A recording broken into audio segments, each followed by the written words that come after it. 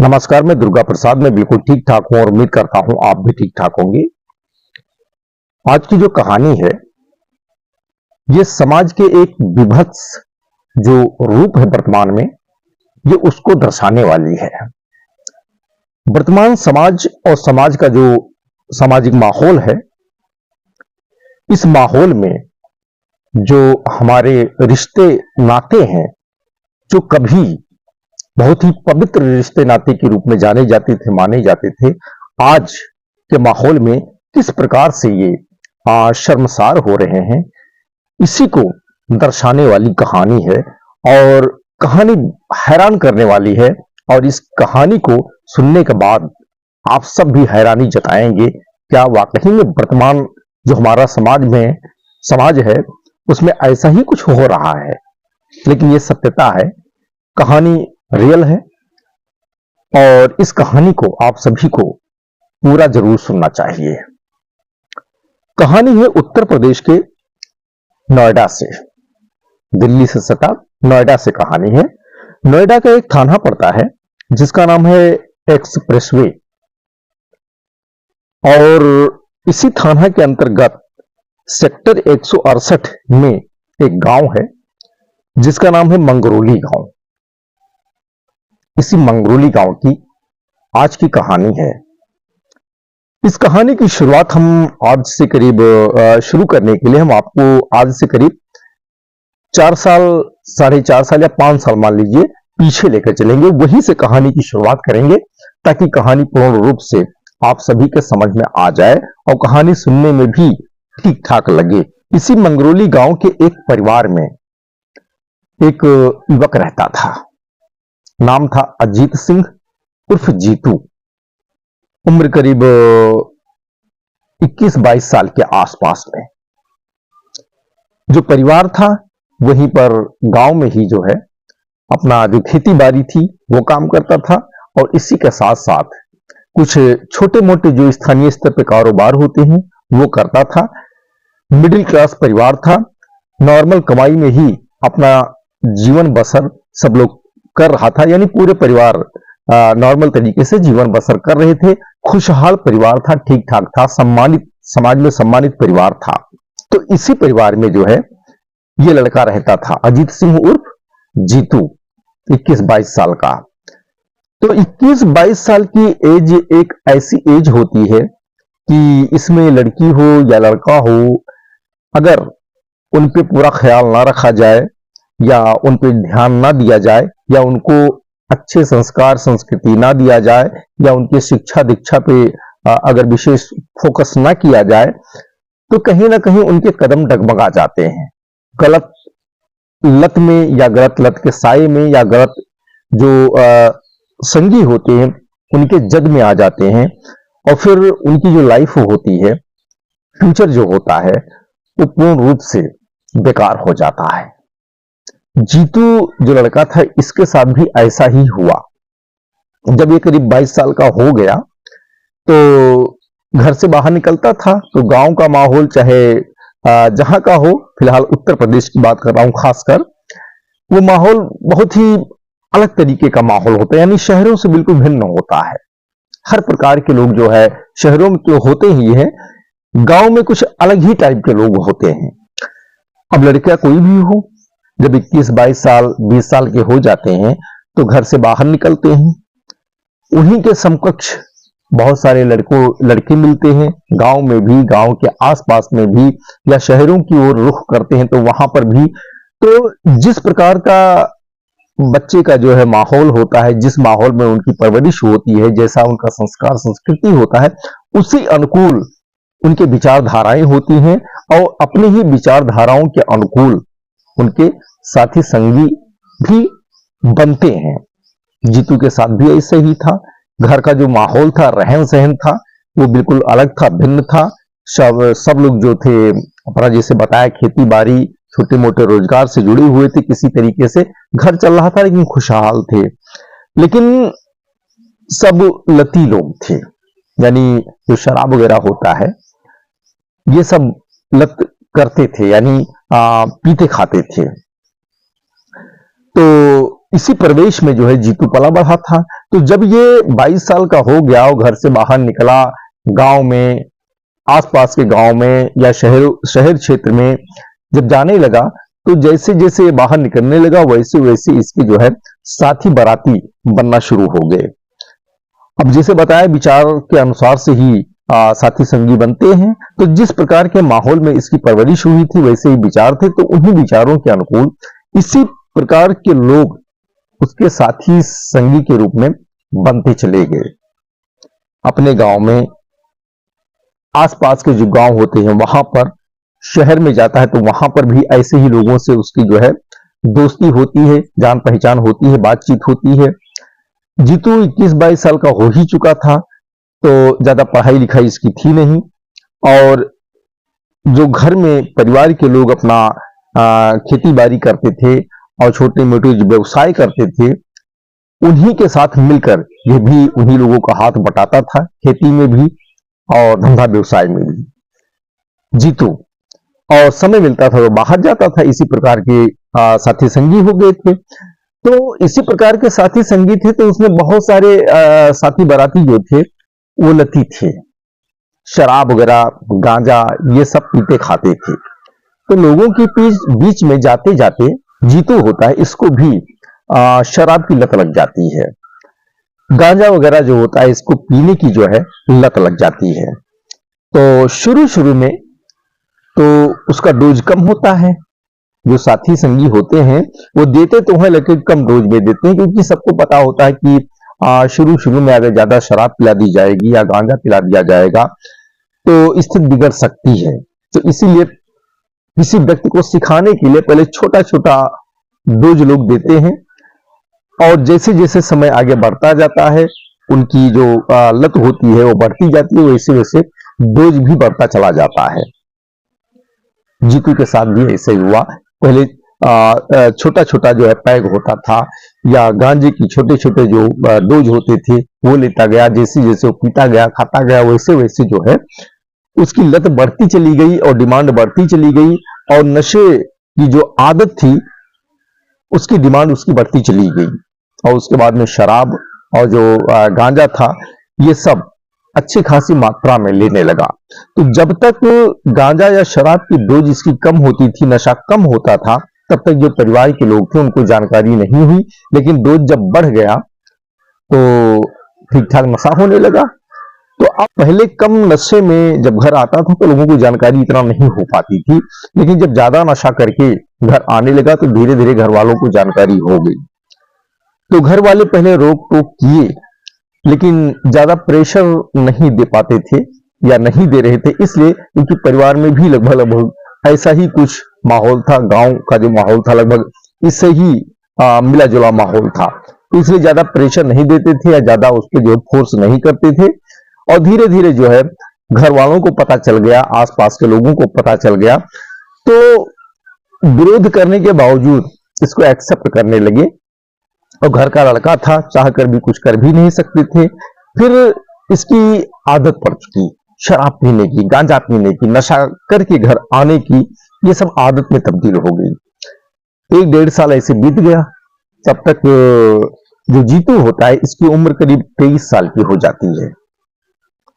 23 साल की जब हो जाती है तो परिवार वालों को लगता है कि इसका कुछ खास फ्यूचर है नहीं, क्योंकि शिक्षा दीक्षक नहीं है, इसी के साथ साथ आदत भी बिगड़ चुकी है, और बस यही जो खेती बाड़ी हम लोग करते हैं, छोटा मोटा व्यवसाय करते हैं, इसको भी आगे यही सब करना है।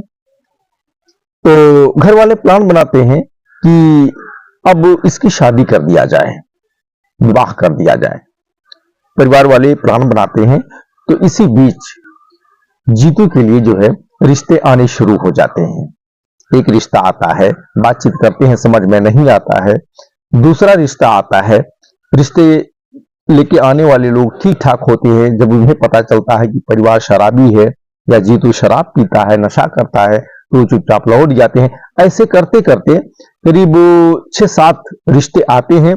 आखिरी में एक रिश्ता जो आता है आज से 3 साल पहले, जब जीतू को उम्र करीब 23 साल की हो जाती है, तब वो बातचीत करते हैं, और ये जानते हुए भी कि जीतू और जीतू के परिवार के लोग नशापात करते हैं, उसके बावजूद वो रिश्ता जो है, जो लड़की वाले होते हैं, रिश्ता तय कर देते हैं जीतू के साथ में।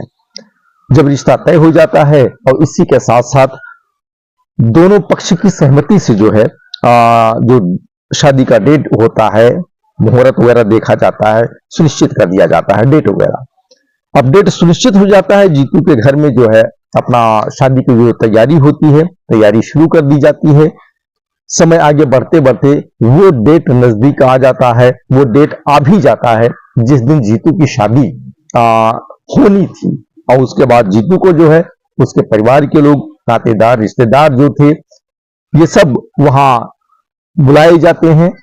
और इसी के साथ साथ घर में जो एक हर्षो उल्लास का माहौल होता है वो होता है। इसी बीच जीतू दूल्हा बनता है। परिवार के लोग गाजे बाजे के साथ बारात लेके जो है संबंधित गांव में जाते हैं, जहां की लड़की थी, जहां रिश्ता तय हुआ था, वहां जाते हैं। और उसके बाद में वहां पूरे धूमधाम के साथ सामाजिक जो एक व्यवस्था होती है उस अनुसार से जो है शादी संपन्न करा दी जाती है। शादी जब संपन्न हो जाती है उसके बाद जीतू के जो परिवार के लोग होते हैं, जीतू जो है अपने घर की बहू को विदा करवा के अपने घर ले आते हैं। जीतू अपनी पत्नी को जो है विदा करवा के अपने घर ले आता है। और यहाँ पर आने के बाद कुछ दिन तक जो हर्षोल्लास शादी या नए सदस्य का घर में प्रवेश करने का या रहने का होता है, आने का होता है, वो रहता है। उसके बाद धीरे धीरे जैसे जैसे शादी पुरानी होती जाती है वैसे वैसे जो एक सामान्य माहौल घर का होता है वैसा ही हो जाता है। अब परिवार पूरा खुशहाल था। लड़की भी जो आई थी, जीतू की पत्नी, वो भी खुश थी क्योंकि परिवार में कोई ज्यादा दिक्कत परेशानी नहीं थी। और लगभग जो लड़की थी, लड़की का जो मायका था, वहां का माहौल लगभग लगभग से मिलता जुलता था, तो इसीलिए ज्यादा तकलीफ या दिक्कत नहीं हुई।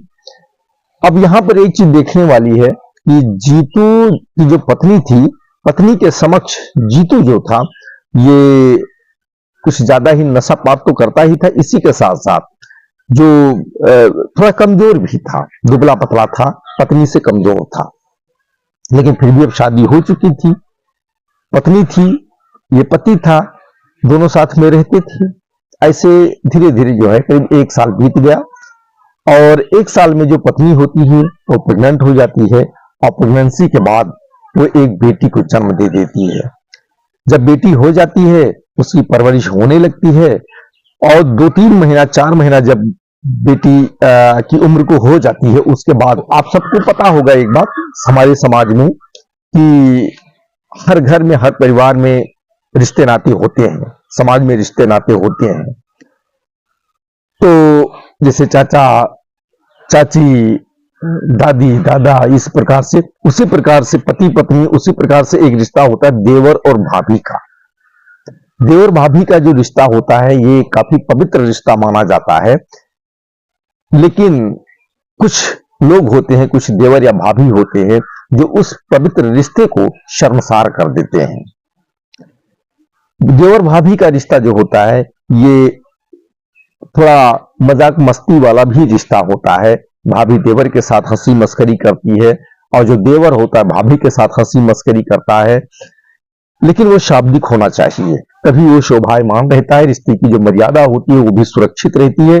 लेकिन जैसे बताया कि कुछ देवर भाभी ऐसे होते हैं जो रिश्ते की मर्यादा को तोड़ देते हैं, लांघ जाते हैं, तो फिर आगे चल के सामाजिक बुराइयों का सामना करना पड़ता है। रिश्ते भी बदनाम होते हैं, लेकिन इसमें कसूर रिश्ते का नहीं होता है। रिश्ते जिस प्रकार से पवित्र होते हैं वैसे ही होते हैं। इनके घर में भी जो जीतू था, जीतू के पिताजी कुछ काफी दिन पहले कुछ विवाद हुआ था, जमीन को लेके घरेलू विवाद हुआ था, उसमें उनका जो है कत्ल हो गया था। तो जीतू के पिताजी नहीं थे, बाकी जो चाचा पित्ती वगैरह होते हैं वो थे। तो जीतू के जो चाचा थे उनका घर भी जीतू के घर के बगल में ही था। तो उनका एक लड़का था, करीब 13.5-14 साल का, उम्र तो कम थी, 8वीं क्लास में पढ़ता था, उम्र कम थी, लेकिन जो बॉडी थी, उसकी शरीर थी, वो उसको देखकर ऐसा लगता था कि उसकी उम्र ज्यादा है। तो चाचा का लड़का था जीतू के, तो जीतू का छोटा चचेरा भाई था एक हिसाब से। तो इस हिसाब से जीतू की जो पत्नी थी वो भाभी हुई थी उसकी, और भाभी की जो है वो देवर हो गया था। अब शादी के बाद से ही जो देवर था वो जीतू के घर पे आता था, चाचा का लड़का, और यहीं पर जो है घर में ही जीतू की पत्नी और चाचा का लड़का दोनों देवर भाभी थे। तो दोनों के बीच में जैसे बताया कि एक मजाकिया रिश्ता होता है, तो दोनों मजाक मस्ती करते थे, हंसी ठिठोली करते थे एक दूसरे के साथ। इसी प्रकार से शाब्दिक रूप से जो है अपना हंसी मजाक करके टाइम पास करते रहते थे। इसी प्रकार से रिश्ता आगे बढ़ रहा था। शादी के बाद से ही, जब जीतू की पत्नी आई थी तभी से, अब करीब शादी को 1.5 साल बीत गया। एक बेटी हो गई, बेटी भी 4-5 महीने की हो गई। तो जिसे बताया, जीतू जो था ये लती था, नशेड़ी था, और इसी के साथ साथ कमजोर भी था पत्नी से। तो कुछ दिन तक जो जीतू की पत्नी थी वो कुछ बोल नहीं पा रही थी, जैसा भी था उसी में अरेंज करने का प्रयास कर रही थी। कि जैसे जैसे समय बीता, शादी को 1.5 साल बीत गया, बेटी हो गई, बेटी 4-5 महीने की हो गई। उसके बाद जो देवर और भाभी के बीच जो है हंसी ठिठोली होती थी, इसी बीच दोनों के बीच में जो है एक दूसरे के प्रति जो प्रेम का भाव होता है वो उत्पन्न हो जाता है। क्योंकि 1-1.5 साल पहले जब जीतू की पत्नी ब्याह कर आई थी घर पर, तब उसी देवर की उम्र कम थी और थोड़ा कम बॉडी जो था, डेवलपमेंट भी कम उसका था। लेकिन अब 1.5 साल बीत गए थे तो उसकी बॉडी भी थोड़ा ठीक ठाक हो गई थी। अब इधर जीतू कमजोर था, नशेड़ी था, तो हर व्यक्ति का अपना कुछ प्राकृतिक डिमांड होती है, उसे भरपूर चाहिए होता है, पत्नी को नहीं मिल पाता था। तो पति के साथ यानी जीतू के साथ ज्यादा झगड़ा विवाद या कोई चीज करना नहीं चाहती थी। जैसा रिश्ता था, रिश्ता कायम रखना चाहती थी, और इसी के साथ साथ उसको अपनी जो एक डिमांड होती थी वो भी पूरा करना होता था, उसकी भी जरूरत थी। तो उसी देवर के साथ में जो है उसके अंदर, भाभी के अंदर देवर के प्रति वासना का भाव आ जाता है। अब जब वासना का भाव आ जाता है तो मोबाइल का जमाना है, आप सब जानते हैं, सभी के हाथ में, नर हो या नारी, ज्यादातर लोगों के पास में एंड्रॉयड फोन होता ही है, जिसपे सोशल मीडिया भी देखते हैं, फोन पे बात भी होती है, व्हाट्सएप पे भी बातचीत होती है, चैटिंग होती है, व्हाट्सएप कॉल होता है, ये सारी वीडियो कॉल किया जाता है, ये सारी चीजें चलती रहती है, सबको पता है। तो देवर के पास भी एंड्रॉयड फोन था, भाभी यानी जीतू की पत्नी के साथ पास में भी एंड्रॉयड फोन था। तो जब भाभी के अंदर वासना का भाव आ जाता है देवर के प्रति, तो पहले जब देवर घर पे आता था तभी बातचीत होती थी, साथ में बैठते उठते थे, हंसी मस्करी होती थी। लेकिन अब जो भाभी होती है वो देवर को फोन भी करने लगती है, फोन पर भी बातचीत करने लगती है। अब फोन पे बात करते करते बातें धीरे धीरे जो है अश्लीलता की ओर बढ़ने लगती हैं। और उसके बाद में जो देवर था, उम्र कम थी, मेच्योरिटी नहीं थी, तो भाभी जैसे जैसे जो है अश्लीलता की ओर बातें लेके जाती थी, उसके अंदर भी एक उत्तेजित भाव उत्पन्न हो रहे थे। और उसके बाद भाभी जो है वीडियो कॉलिंग करने लगी, व्हाट्सएप पे चैटिंग करने लगी, तो चैटिंग में भी कुछ अश्लील और आपत्तिजनक तरीके से जो है करने लगी। ऐसे करते करते जो है देवर को जो है अपने जो प्रेम संबंध होता है उसमें लाके बांध लेती हैं, और फिर दोनों के बीच में जो है संबंध हो जाते हैं, यानी जो शारीरिक संबंध हो जाते हैं, फिजिकल रिलेशन दोनों के बीच में हो जाते हैं। अब एक बार जब फिजिकल रिलेशन की लत देवर भाभी को लग जाती है तो फिर ये निरंतर चलना शुरू हो जाती है। अब जो देवर का घर था वो जीतू के बगल में ही था, भाभी के बगल का ही था, चाचा का जो चचेरा देवर था एक हिसाब से। अब जब भी जीतू या जीतू के परिवार के अन्य सदस्य घर में नहीं होते हैं और देवर को लगता है कि भाभी अकेली है, तो चुपचाप घर में जाता था।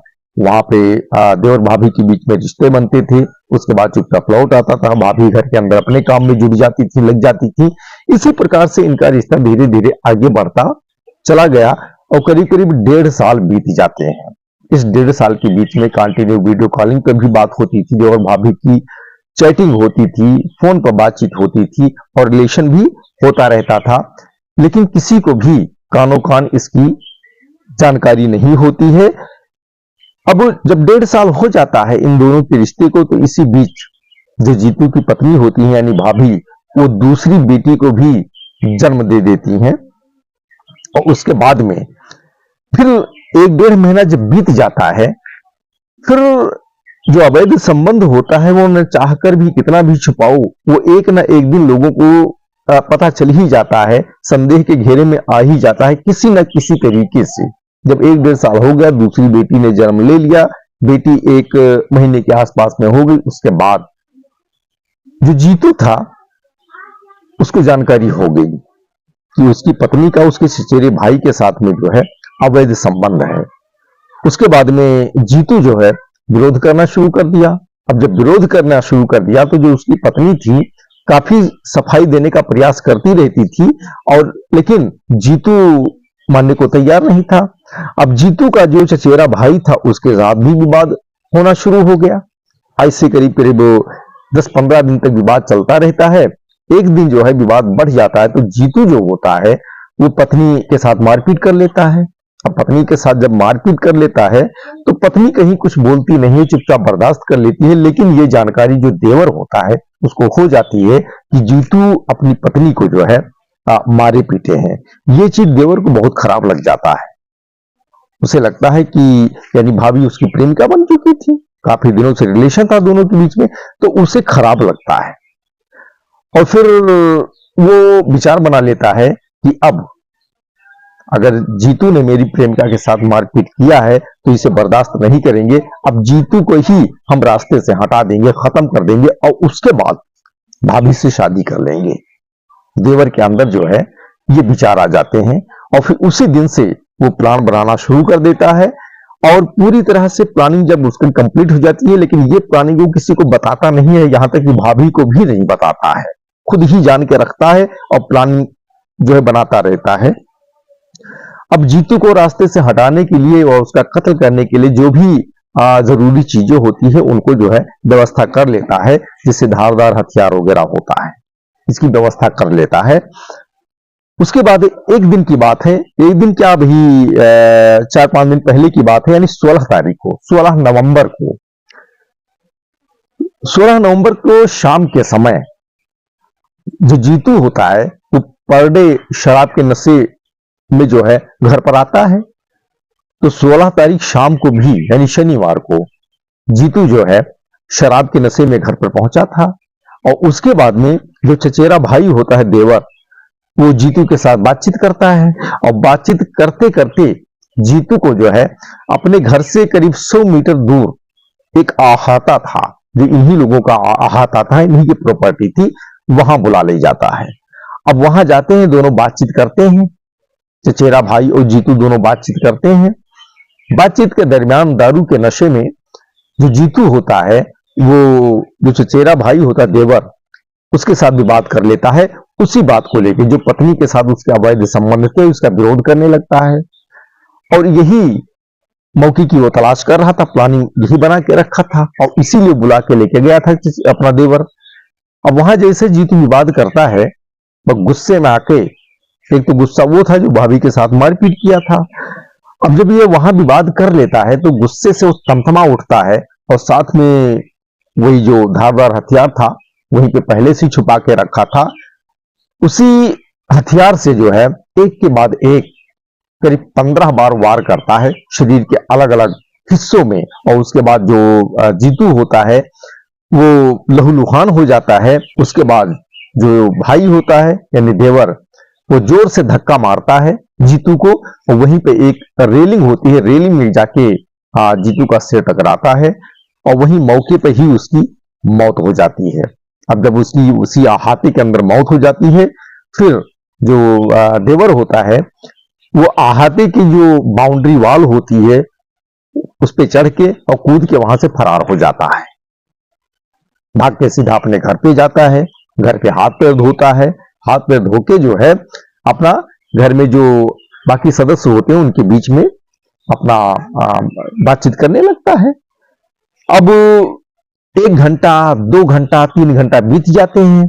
सबको पता था, जो जीतू की पत्नी थी उन्हें भी पता था कि उनकी जीतू जो है शराब के नशे में ही सही लेकिन घर पे आ चुके थे और उसके बाद कहां चले गए। अब जब 2-3 घंटा बीत जाता है तो जीतू की पत्नी सहित उनके जो परिजन होते हैं और यहां तक कि जो चाचा होते हैं जीतू के, कमल नाम होता है, कमल, उनके परिजन और इसी के साथ साथ जो आरोपी देवर होता है वो भी परिवार के साथ मिलकर जीतू की तलाश में जुट जाता है।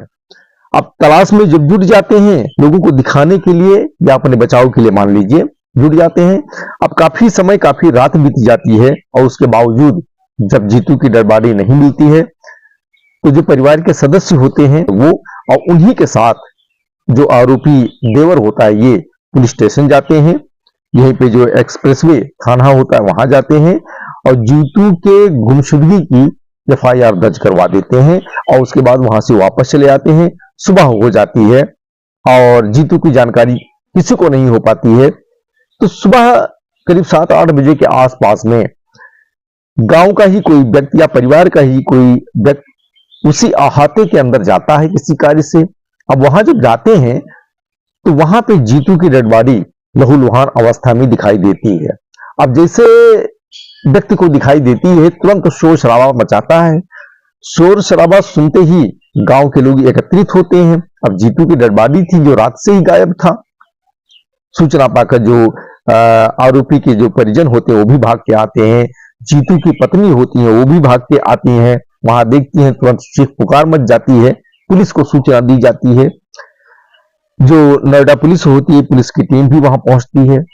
अब वहां पहुंचने के बाद सबसे पहले डेड बॉडी जो होती है उसे अपने कब्जे में लेते हैं, अपने कस्टडी में लेते हैं और उसके बाद मौके पे मुआयना करते हैं। मुआयना करने के बाद जब वहां से कुछ खास जानकारी या कोई क्लू पुलिस को नहीं मिलता है, फॉरेंसिक टीम आती है। वहां पे घटनास्थल पर जो साक्ष्य वगैरह संकलन करना होता है करते हैं। उसके बाद पुलिस अपना जो पंचायतनामा वगैरह होती है करने के बाद में पोस्टमार्टम के लिए जीतू की डेड बॉडी भेज देते हैं और उसके बाद पुलिस जो है जांच पड़ताल में जुट जाती है।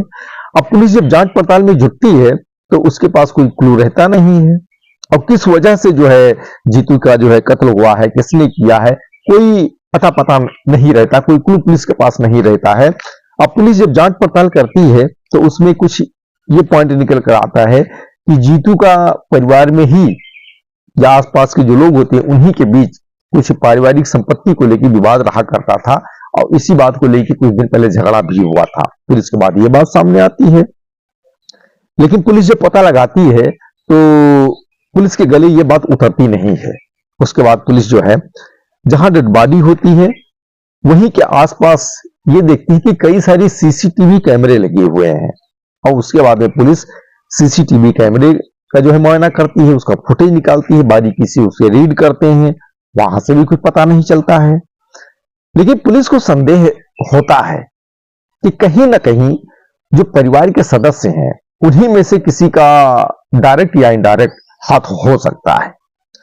उसके बाद पुलिस जो है जो जीतू होते हैं, जीतू के जो पत्नी होती है, परिवार के अन्य सदस्य होते हैं और जो देवर होता है, देवर सहित उसके परिवार के जो लोग होते हैं सभी का मोबाइल नंबर लेते हैं और उसे सर्विलांस पे लगा के और जो कॉल डिटेल होता है ये सब निकाल लेते हैं। अब ये सब जब पुलिस बारीकी से रीड कर रही होती है उसी में पकड़ में आ जाता है कि जो देवर था, देवर के मोबाइल पे जो है और जो जीतू की पत्नी थी, दोनों के बीच में जो है काफी दिनों से दिन में रात में कई बार फोन पे बातचीत होती थी और लंबे लंबे समय तक बातचीत होती थी और उसके बाद में पुलिस को इन दोनों पे संदेह हो जाता है। उसके बाद जो देवर होता है पुलिस को उसी पे संदेह होता है कि इसी ने कुछ किया है, क्योंकि जो पत्नी थी जीतू की उनसे जब पुलिस बातचीत करती है तो उसकी बातचीत पे पुलिस को संदेह नहीं होता, लेकिन जो देवर होता है उसकी बातचीत पे संदेह हो जाता है।